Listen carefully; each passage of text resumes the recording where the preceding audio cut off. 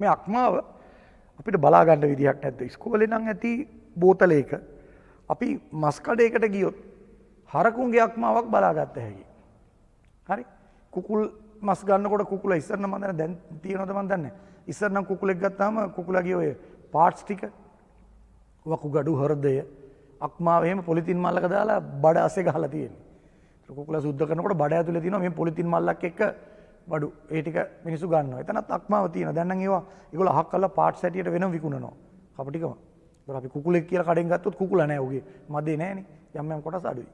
ඊළඟට මාළු කඩ අපි දැන් ওই පීකුදු කියන්නේ. මස් කඩවල වල භාවිතා වෙන්නේ පීකුදු කියන වචනේ. එහෙම නැත්නම් liver එක ඉංග්‍රීසියෙන්. ඉංග්‍රීසියෙන් අක්මාට කොහොමද liver නේ කියන්නේ. එතකොට මේ ඔයගොල්ලෝ දැකලා ඇති කඩවල වල මස් නිකන් රෝස පාටයි හරි ලා පාටයි නම් liver එක තද රතු පාටයි. එහෙම නැත්නම් දම් පාටට හුරුයි. මස් වල පුෂ්ටියේ තියෙන යම්කිසි ගොරෝසු ගතියක්.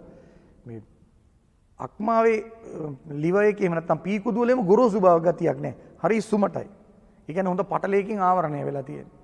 හරි මම නිකන් සාමාන්‍ය කතාවක් කිව්වේ.